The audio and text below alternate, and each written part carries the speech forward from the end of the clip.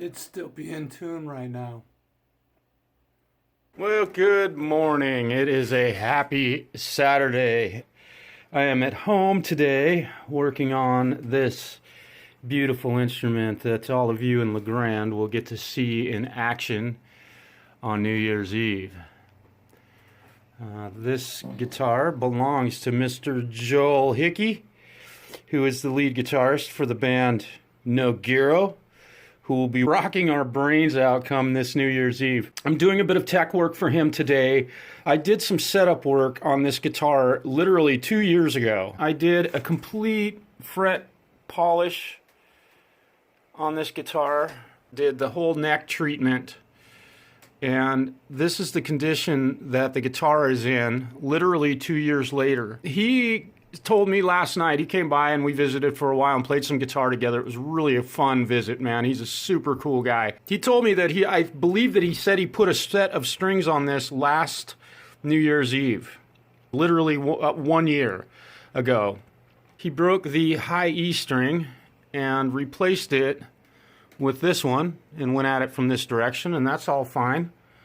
Everything's fine, aside from the fact that this is a B string. So these two strings have the same gauge. It's actually a heavier gauge string than the B string on this.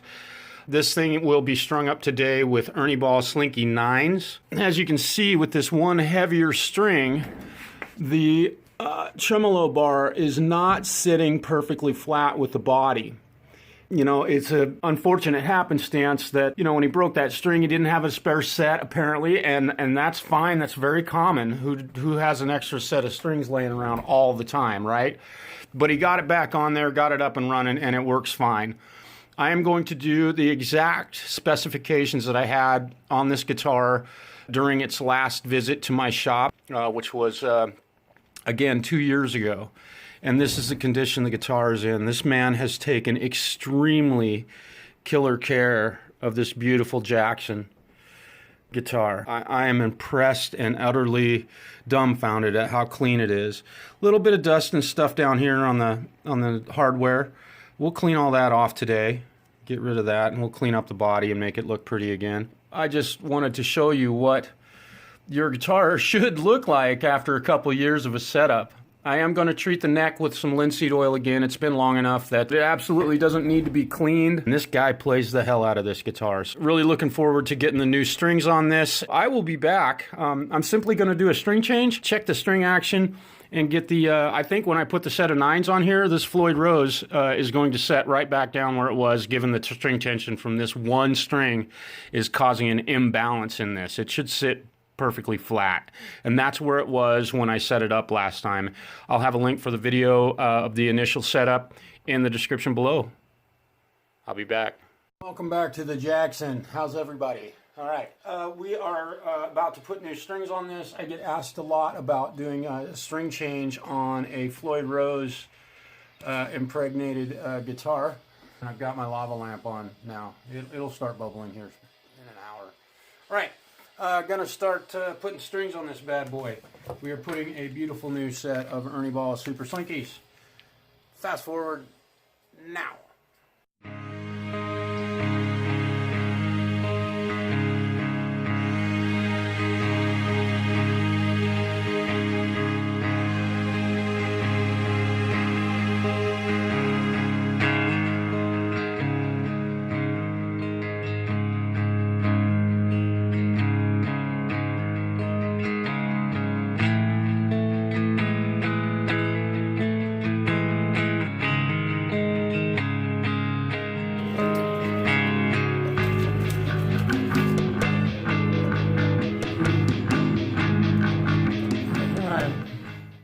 Guess until I get it out. I'm forensically doing some science here that that the block that's supposed to hold this high E string in there has now a divot in the face of it, a dent where the string was that is bigger than a 9 gauge E string.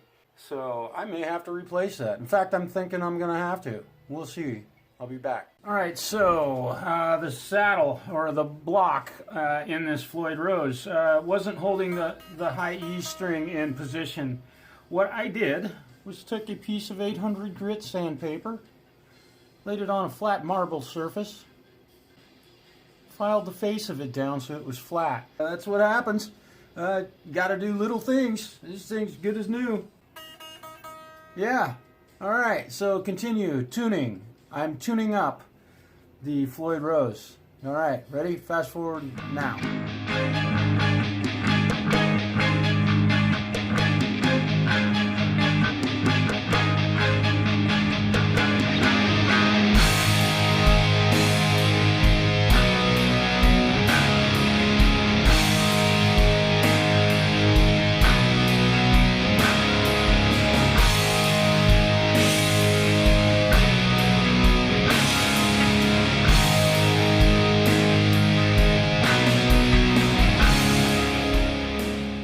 Part is where it gets real interesting.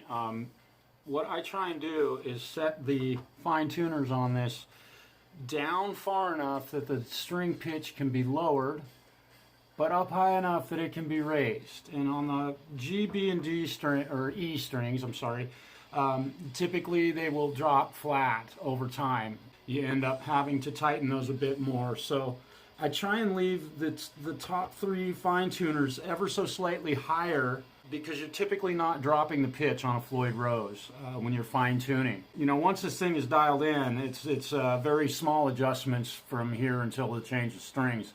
In some cases, you do have to go back, loosen the locking nut, and readjust the height of your fine tuners, which is part of the game of the Floyd Rose. But if you have one and you take the time to do that sort of thing, man, when you go to a gig and your guitar is in tune when you get there, you use your fine tuners ever so slightly, and you may not have to touch them throughout the entire set.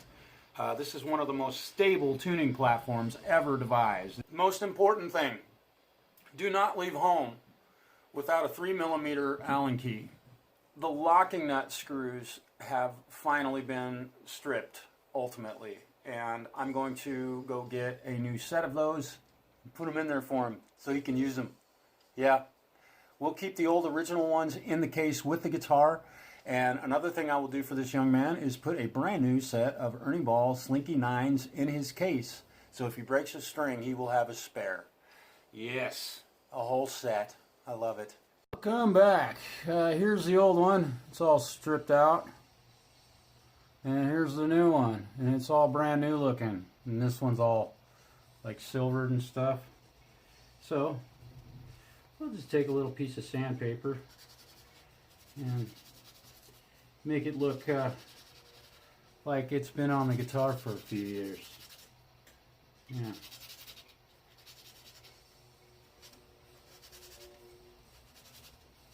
Just to keep it looking vintage, right?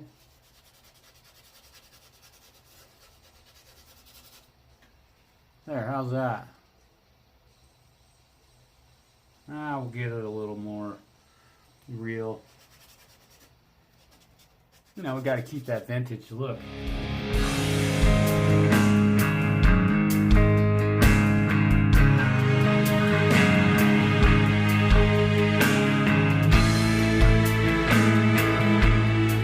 Yeah, the intonation on this thing is that I'm out of a job. All right, let's see.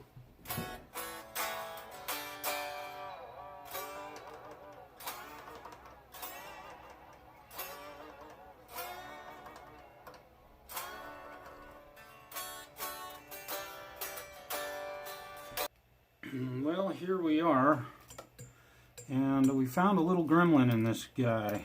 I was playing it a bit today, and the ground wire has come loose on the input jack, or I'm sorry, the output jack. I just made the mistake I despise. Got to get this solder joint to all be nice and solid on here. Okay, so this guitar, check this out. Oh. So we've got a ground issue here. or a bad solder joint somewhere. Also, we will look at this. I'm going to take care of this for him so this never happens again. We'll pull the pot out of here. No lock washer. No lock washer. I'm going to get rid of that and get my beautiful kit full of lock washers. That's going to be too small. That's the right one. Oh, yeah, and I dropped it. All that noise. There's a bad ground in this guitar somewhere. I'm going to put that on there. Put this back on the guitar. And the reason I discovered this was because I do use a volume control on my guitar, unlike many guitar players, and this guitar player does too. He uses a single channel amp, high gain, and dude's able to get clean tones out of this guitar because he knows how to use his volume control. This dude is one badass guitar player. Very smart guitar player. Yeah. All right, I'll be back. I'm going to get lock washers on all of these controls, including the pickup switch selector. I don't think any of them, none of them have a lock washer on the bottom of them. Discovered a few very bad solder joints in here, and so ultimately I'm touching up a lot of this work that's been done. I believe it was done at the factory. Can't say for certain. I don't know how many mods have been done on this guitar. Alright, got a good mechanical and physical connection with that solder. Well, see this? That's supposed to be connected to that. Little teeny wires like that get broken when your volume pot gets loose, which when I started playing this guitar, turned the volume down, I noticed that it spun a little bit. And I have replaced the flat washer in there with a lock washer, and that will never happen again. And what has happened is it broke the ground from the pickup. I have done, some soldering to make sure that all of the other grounds are solid on this. So I'm going to reattach this tiny piece of wire.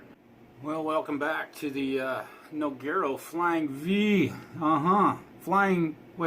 It's a Flying Y. Nogero is playing New Year's Eve downtown La Grande. We're just putting the knobs back on her after installing lock washers under all of the controls. That will never happen again. And I'll repeat that what happened was the volume control right here for the bridge position pickup had come loose. It was spinning in here. It was loose, and Joel uses this volume control a lot. As they get turned, they get loosened up, and this has now been solved via putting a lock washer in there, which every manufacturer of a guitar that has volume and tone pots, which all of them do, some guys don't realize they're there, but whatever. They should put lock washers on all of these. Yeah. Oh shit. Oh my god.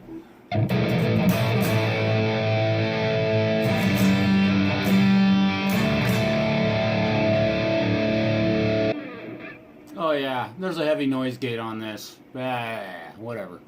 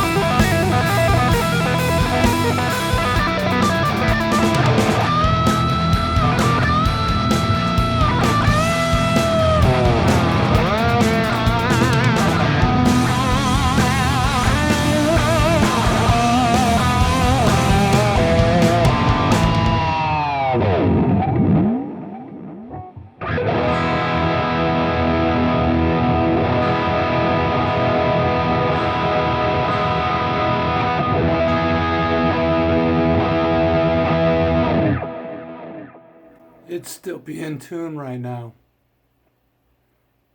Fuck yes.